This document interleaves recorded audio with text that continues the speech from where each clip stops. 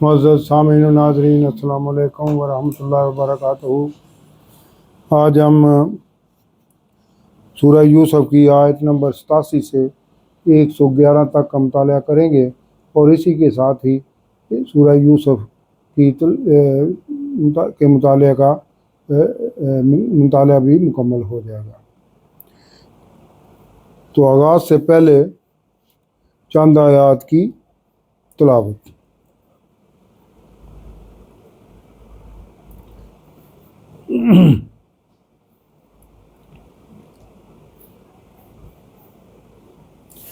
اعوذ باللہ من الشیطان الرجیم، بسم اللہ الرحمن الرحیم۔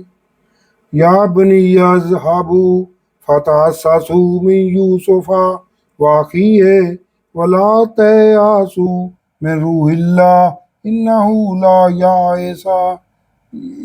ییأس من روح اللہ الا القوم الکافرون۔ فلما دخلوا علیہا قالوا یا ایھا العزیز مسنا وأهلنا الضر وجئنا ببضاعة مزجاة فأوف لنا الكيل وتصدق علينا إن الله يجزي المتصدقين۔ صدق اللہ العظیم۔ اب آیت نمبر 87 سے 111 تک کا ترجمہ اور تفسیر النور۔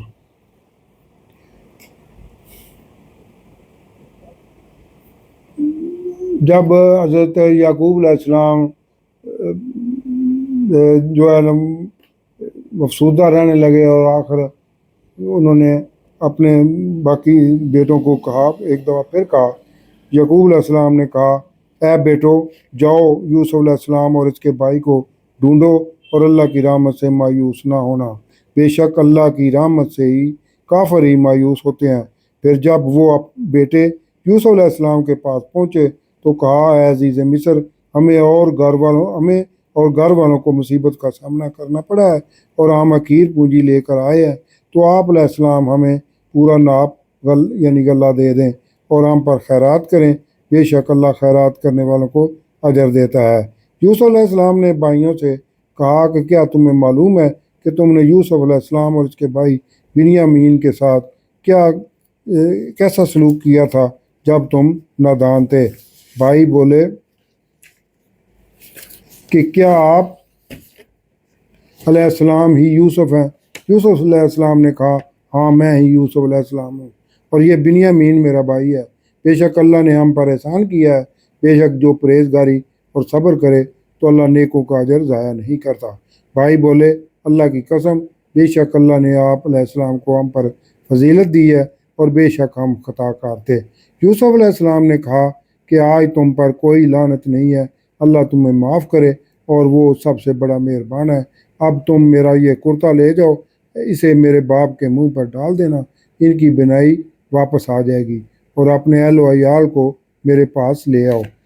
جیسے ہی قافلہ مصر سے واپسی کے لیے نکلا تو ادھر ان کے باپ یعقوب علیہ السلام نے کہا کہ بے شک مجھے یوسف علیہ السلام کی خوشبو آ رہی ہے، اگر مجھے یہ نہ کہو کہ یہ بہک گیا ہے۔ اہل خانہ بولے، اللہ کی قسم، آپ علیہ السلام بھی ابھی تک اپنی اسی پرانی دیوانگی میں ہی رہے ہیں۔ پھر جب خوشی سنانے والا بھائیوں میں سے ایک آیا، اس نے وہ کرتا یعقوب علیہ السلام کے منہ پر ڈال دیا تو آپ علیہ السلام کی بینائی بحال ہو گئی۔ یعقوب علیہ السلام نے کہا کہ میں نہ کہتا تھا کہ مجھے اللہ کی وہ شانیں اختیارات معلوم ہیں جو تم نہیں جانتے ہو۔ بیٹے بولے، اے ہمارے باپ، ہمارے گناہوں کی معافی اللہ سے مانگیں، بے شک ہم خطا کار ہیں۔ یعقوب علیہ السلام نے کہا کہ میں جلد ہی تمہاری بخشش اپنے رب سے مانگوں گا، بے شک وہی بخشنے والا مہربان ہے۔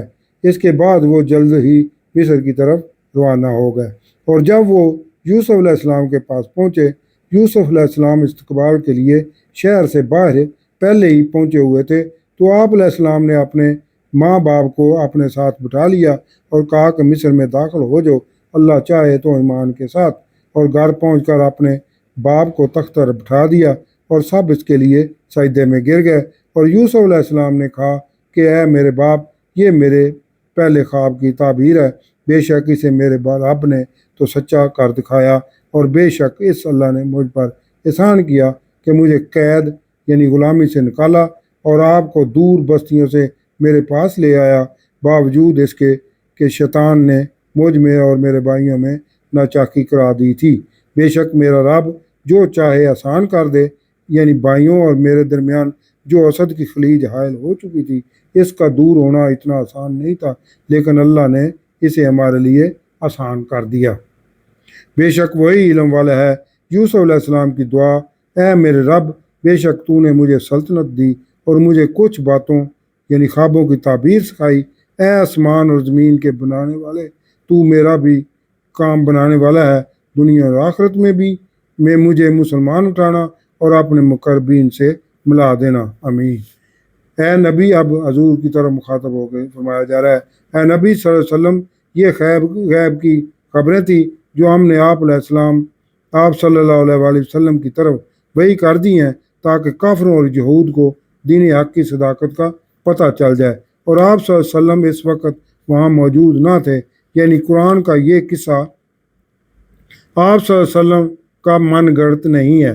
جب کافروں اور یہودیوں نے اپنا کام یوسف علیہ السلام کے بارے میں سوال کرنے کے لیے پکا کر لیا تھا، اور وہ شاطرانہ چال چل رہے تھے کہ نہ تو یوسف علیہ السلام کے بارے میں آپ صلی اللہ علیہ وسلم کو علم ہے اور نہ آپ صلی اللہ علیہ وسلم بتا سکیں گے، اور ہمیں دین حق کو قبول نہ کرنے کا دلیل کے ساتھ موقع مل جائے گا، اور کفار کے یوسف علیہ السلام کے بارے میں سوال کا اتنا جامع جواب مل جانے کے بعد بھی آپ صلی اللہ علیہ وسلم کتنا ہی کیوں نہ چاہیں یہ کفار ایمان نہ لائیں گے، اور آپ صلی اللہ علیہ وسلم تو اس تبلیغ پر کوئی اجرت تو نہیں مانگ رہے جس سے ان کا کوئی مالی نقصان ہو۔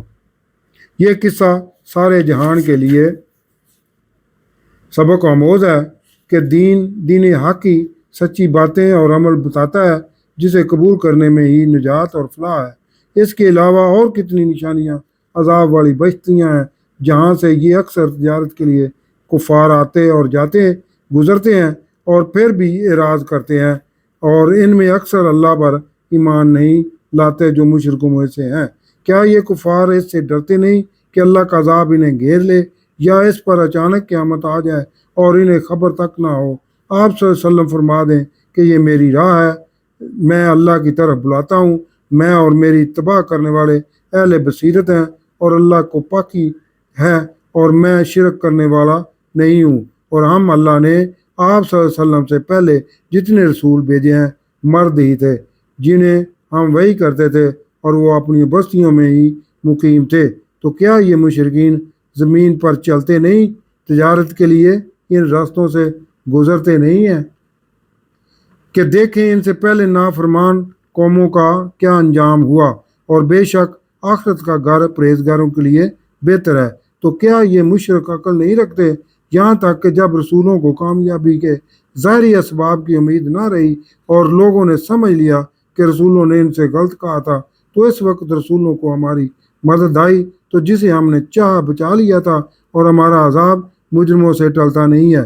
بے شک ان بستیوں کی خبروں سے عقل مند عبرت حاصل کرتے ہیں۔ یہ کوئی من گھڑت باتیں نہیں ہیں، لیکن اس سے پہلے کے کام یعنی پہلی قوموں کی سرگزشت کی تصدیق ہے، اور یہ مفصل بیان ہے، اور جو مسلمانوں کے لیے ہدایت اور رحمت ہے۔